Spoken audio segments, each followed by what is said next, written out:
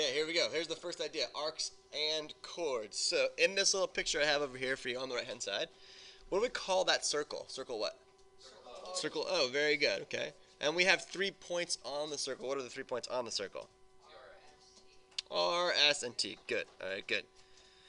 So do you see how, what do we call the pink line RS? What do we call that? We call it a chord, right?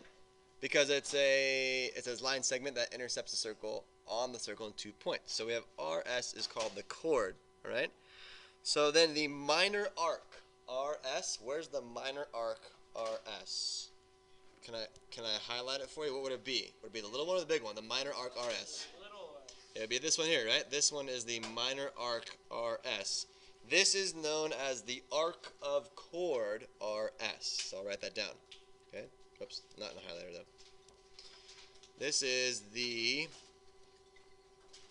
arc of chord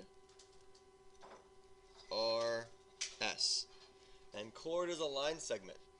So the highlighted part there is called the arc of chord RS, the minor arc RS. Okay, here we go. Here's a theorem for this section with arcs and chords. So it says in the same circle or in congruent circles. So all these theorems are going to start the same way. In a same circle or in congruent circle, 2 things are true. The first thing is that congruent arcs have congruent chords. So I'll write that down. So congruent arcs have congruent chords. So what does that mean? So notice I have 2 congruent arcs. Let's name the 2 congruent arcs. There's this one here, or I'll highlight them for you, and there's this one here. So if those arcs are congruent, what am I guaranteed to know then? That the chords are congruent, which I'll highlight for you right now in green, that these pieces are congruent. Because it says congruent arcs have congruent chords. Now, let's take that in reverse. Okay, what would I say? I'd say congruent chords have what, you guys? Very good. They have congruent arcs.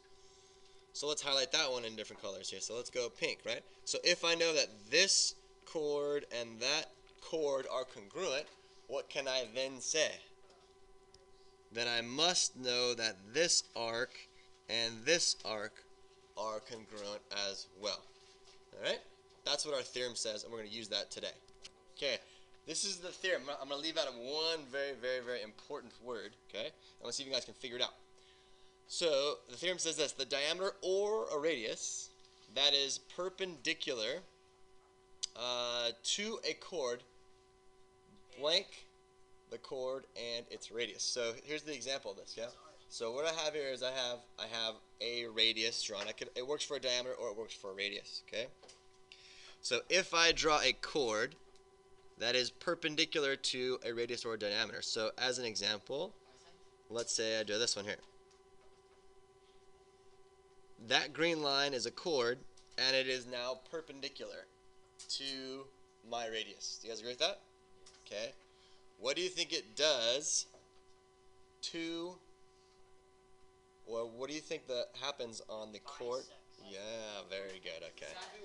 So this piece and this piece end up being the same if they're perpendicular, right? What else ends up being the same? This piece right there and this piece right there end up being the same.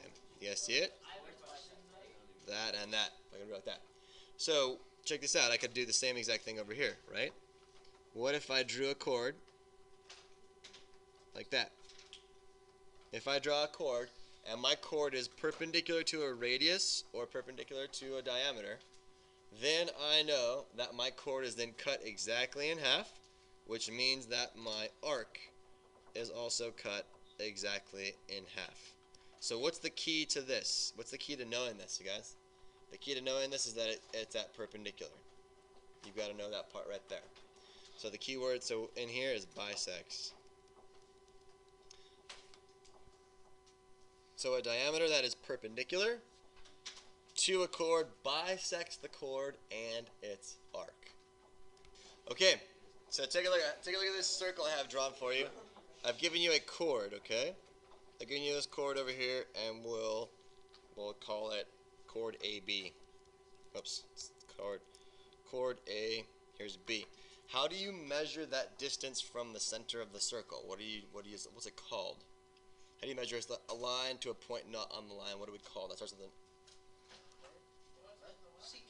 no. Wait, hold on. How do you measure? Yeah. How do I measure how far away? How far away is that chord from the center? Where do I measure it? When I measure it, is it this far away?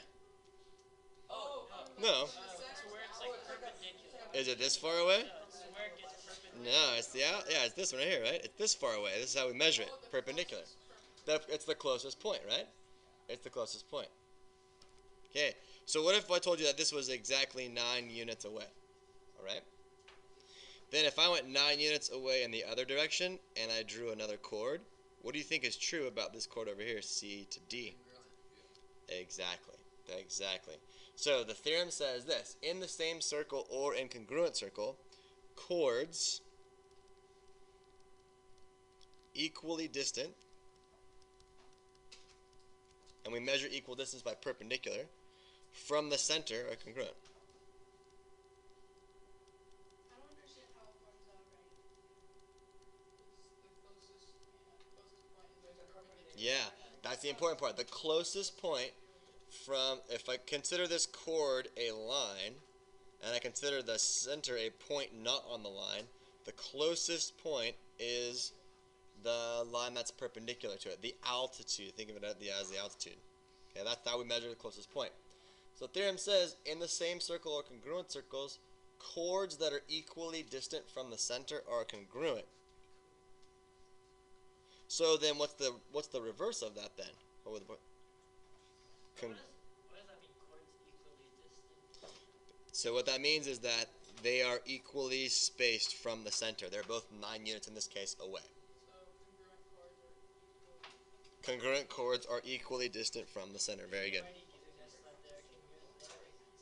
Congruent chords are equally distant